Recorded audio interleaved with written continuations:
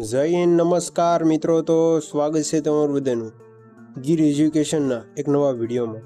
તો આજના વિડીયોમાં આપણે વાત કરવાના છે કે વન કવચ ઝડપથી વન વિકાસ છે તે ઊભો કરવા માટે છે તે વન વિભાગ દ્વારા છે તે એક ટેમ્પલેટ બહાર પાડવામાં આવેલું છે। તો તેની તમામ માહિતી મેળવવાના। સૌપ્રથમ પ્રસ્તાવના। માનનીય વડાપ્રધાન શ્રી નરેન્દ્ર મોદીની પ્રેરણાથી ગુજરાતને વધુ હરિયાળું બનાવવા હેતુથી જાપાની વનસ્પતિ શાસ્ત્રી આકિક મિયાવાકી વનસ્પતિ પદ્ધતિને ધ્યાનમાં રાખી અને ગુજરાતમાં વન વિભાગ દ્વારા વન કવચ પદ્ધતિ છે તે વિકસાવવામાં આવી રહી છે।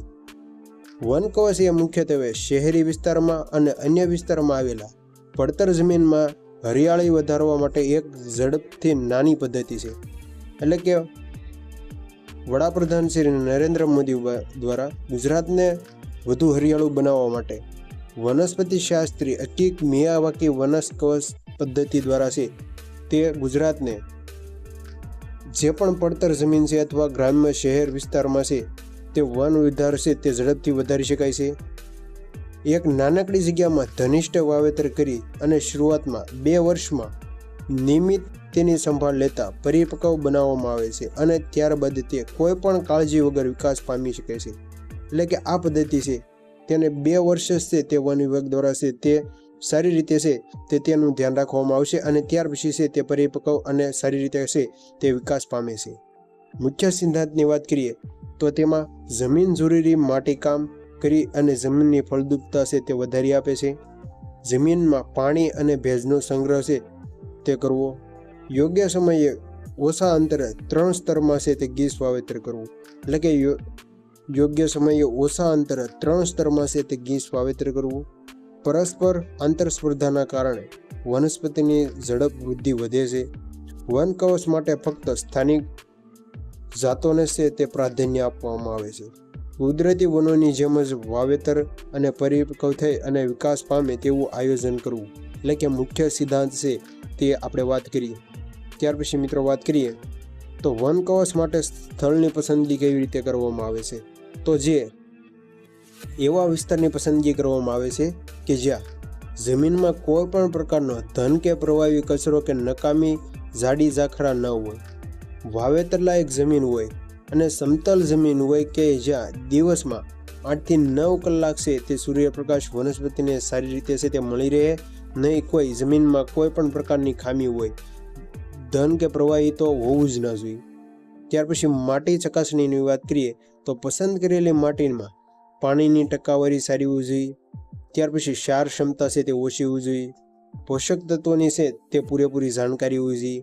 તેના પ્રકાર અને અનુકૂળ ઊંડાણની ચકાસણી છે તે કરવી જરૂરી છે। ખાડા ખોદકામ અને કામગીરી વિશે વાત કરીએ તો વન વિભાગના નિર્માણમાં મુખ્યત્વે 2 પદ્ધતિ માટીકામ કરવામાં આવે છે। તેમાં સરળ સપાટી વિસ્તાર એટલે કે પ્રથમ પદ્ધતિ છે તેના વિશે વાત કરીએ તો વન વિભાગ દ્વારા જ્યારે પણ વન કવચ પદ્ધતિ ઉપર દ્વારા છે તે વૃક્ષો વાવવામાં આવે છે તો તેમાં છે ને અલગ અલગ 7 સ્તર ઉપર છે તે આ વન કવચ થતું હોય છે। તો તેમાં સૌપ્રથમ વાત કરીએ તો શેરડી કે નાળિયેરીના સોતરા કે કોપરેટરનું સ્તર જે 5 cm છે તે બનાવવાનું છે। ત્યારે બીજું સ્તર માટીનું, ત્રીજું સ્તર ઘઉંની ફોતરી કે ભૂસું કે મકાઈની ફોતરી। એટલે કે મિત્રો સૌપ્રથમ શેરડી, ત્યાર પછી માટી, ત્યાર પછી ઘઉં, ફોતરી કે ભૂસું કે મકાઈની ફોતરી, ચોથું સ્તર માટી, 5મું સ્તર સાણિયું ખાતર કે વર્મી કમ્પોસ્ટ ખાતર, 6થું સ્તર માટી અને 7મું ઘાસ બાજરી પાડાનું મલ્ચિંગ સ્તર છે તે બનાવવામાં આવશે। એટલે કે મિત્રો સૌપ્રથમ શેરડી કે નાળિયેરીના સોતરા કે કોપરેલનું સ્તર, ત્યાર પછી માટીનું, ત્યાર પછી ઘઉંની ફોતરી કે ભૂસી કે મકાઈની ફોતરી, આ મિત્રો છે ને યાદ રાખજો। ત્યાર પછી માટી, સાણિયું ખાતર કે વર્મી કમ્પોસ્ટ ખાતર, 6થું સ્તર માટી અને 7મું ઘાસ બાજરી અને પૂડાનું મલ્ચિંગ સ્તર છે તે આવી રીતે વન વિભાગ દ્વારા છે તે ચોક્કસ કાળજી રાખી અને આ પદ્ધતિ છે તે વિકસાવવામાં આવે છે। જે તમે સ્ક્રીન પર જોઈ શકો છો કે આવી રીતે છે તે વાવેતર છે તે વન વિભાગ દ્વારા છે તે આ વન કવચ પદ્ધતિ છે તે વૃક્ષો છેલ્લા 2 વર્ષમાં છે તે ગાઢ વન તરીકે છે તે વૃદ્ધિ પામે છે। તો તેના વિશે વધારે વાત કરીએ તો ત્યાર પછી માપણી કરીએ અને તેમાં વૃક્ષો વચ્ચે તે 4 મીટરનું અંતર રાખી વાવેતરની સાઇઝ અને પ્રમાણે ખાડા તૈયાર કરવામાં આવે છે. તેમાં સ્થાનિક રોપાની પસંદગી કરી અને 3 સ્તરે છે એટલે કે ઉચ્ચ, મધ્ય અને નિમ્ન સ્તરીય રોપા વાવવામાં આવે છે. ત્યાર પછી મિત્રો વાત કરીએ તો પાણી, તો 1 ચોરસ કિલોમીટર દીઠ 5 લીટર અથવા 100 ચોરસ કિલોમીટર દીઠ 500 લીટર રોજ જરૂરિયાત મુજબ 2 થી 3 વર્ષ સુધી છે તે નિયમિત પાણી આપવામાં આવે છે. આ પાણી આપવા માટે સ્પ્રિંકલર કે ડ્રીપ ઇરિગેશનનો ઉપયોગ કરવો નહીં. ખૂબ જ કુદરતી રીતે જે પણ પાણીના ટાંકા દ્વારા હાલ આપણે વન વિભાગ દ્વારા છે તે પાણી પાવામાં આવે છે તેવી જ રીતે છે તે પાણી પાવામાં આવે છે.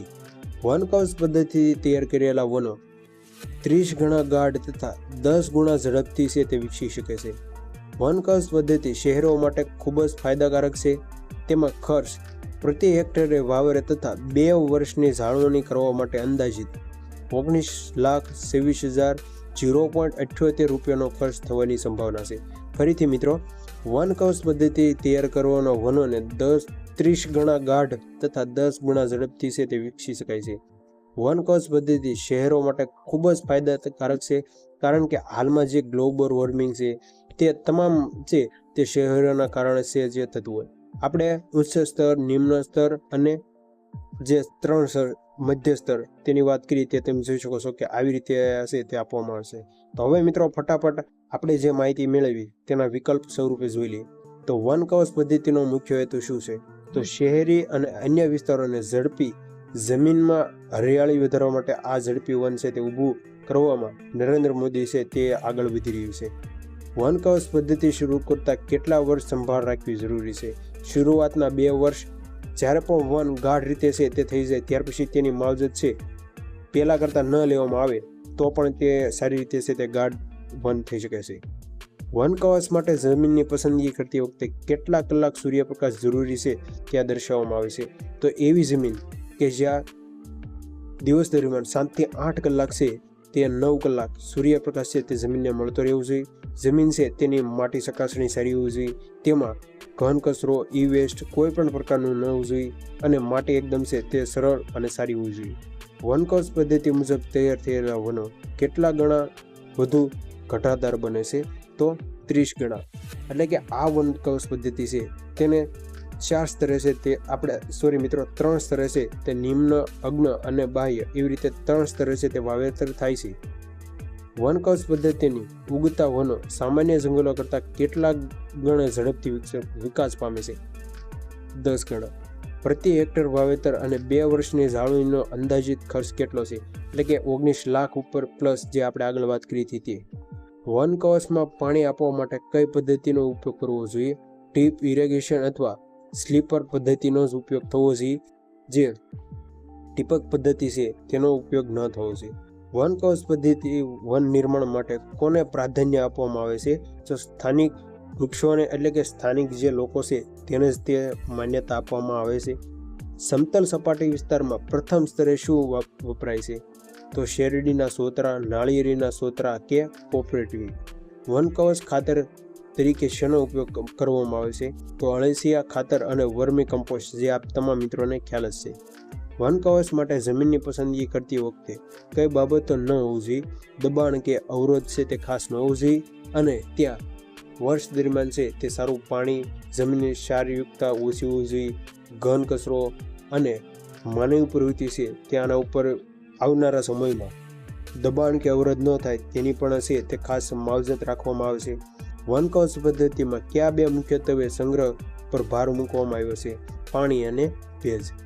વન કવચ માટે જમીનની પસંદગી કરતી વખતે કઈ બાબત ન હોવી જોઈએ? તો દબાણ કે અવરોધ, જે આગળ મિત્રો આ વિકલ્પ આવી ગયો છે. ત્યાર પછી વન કવચ પદ્ધતિમાં જમીનનું ખોદકામ શા માટે કરવામાં આવે છે? તો જમીનની ફળદ્રુપતા વધારવા માટે.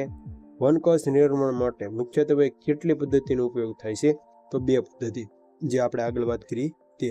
તો આવી રીતે મિત્રો છે તે આપણે હવે નેક્સ્ટ વિડીયો છે તે ફોરેસ્ટ ગાર્ડ ભરતીને ધ્યાનમાં રાખીએ અને આવી રીતે પદ્ધતિસર જે પરીક્ષામાં તમને આમાંથી ચોક્કસ 1 થી 2 માર્ક છે તે તમને અપાવી શકે છે. તો મળીએ નવા વિડીયો સાથે. ત્યાં સુધી બધાય બન્યા રહેજો ચેનલ સાથે. જય માતાજી, જય દ્વારકાધીશ.